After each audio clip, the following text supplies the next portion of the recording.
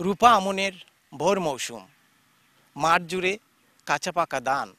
প্রতি বছর এই মৌসুমে মৌলভীবাজারে দেখা দেয় মাজরা পোকার ভয়াবহ আক্রমণ। এতে ফসলের ব্যাপক ক্ষতি হয়।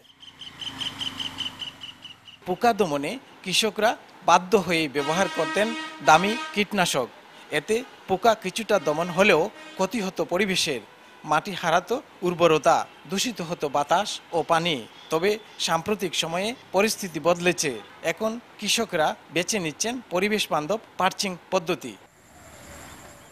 এই পদ্ধতিতে ধানের জমিতে নির্দিষ্ট দূরত্বে বাঁশের খুঁটি বা গাছের ডাল পুঁতে দেওয়া হয়। খুঁটির মাথায় খড় বা ডাল বাঁধা হয় যাতে পাখিরা এসে বসতে পারে।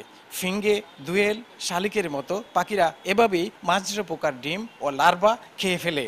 এতে প্রাকৃতিকভাবে কমে যায় ক্ষতিকর পোকামাকড়, ফসল হয় সুস্থ আর সবল। পার্চিং দেওয়ায় আমরা ওই একটা উপকার হয়েছে যে পোকামাকড় থেকে আমরা একটু বাঁচিয়ে আছি। আগে আমরা পার্চিং দিছিলাম না, আমরা ঔষধ ব্যবহার করা লাগতো বেশি। তো এটা আমরা অত্যন্ত বালা খরচ সময় একটা লাঠির মাঝে খেরবান দিয়া দিলাম, এতে ও ফাঁকিয়া ইয়া বইয়া খায়। এতে ফাঁকিরও জীবিকাটা কিতাব রাখি, আমরারও টেকা বাঁচের। এই যে কীটনাশক ব্যবহার করলে আপনার দেখো আমরা যেমন আর্থিকভাবে ক্ষতি আছে, তখন আমরা শারীরিকভাবেও সমস্যা।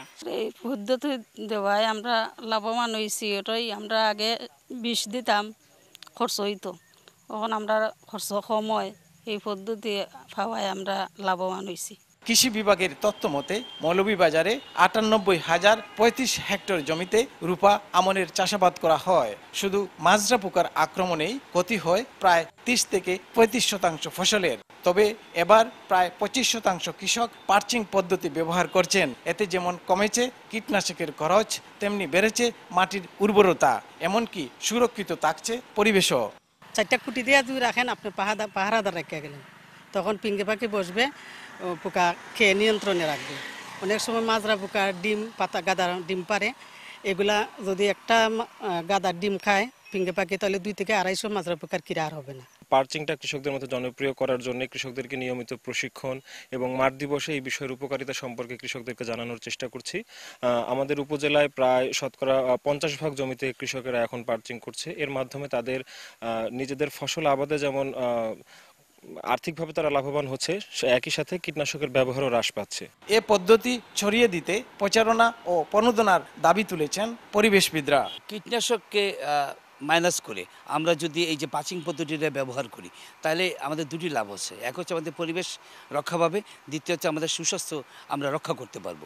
আমরা মনে করি কৃষককে উৎসাহিত করার জন্য, তাকে প্রণোদনা দেওয়ার জন্য আমরা যদি পার্চিং পদ্ধতির ব্যবহারটাকে যদি আমরা বাড়াতে পারি, সরকার যদি এতে আরও বেশি করে মনোনিবেশ করে, তাহলে আমাদের পরিবেশ রক্ষা পাবে, আমাদের শারীরিক সুস্থতা থাকবে।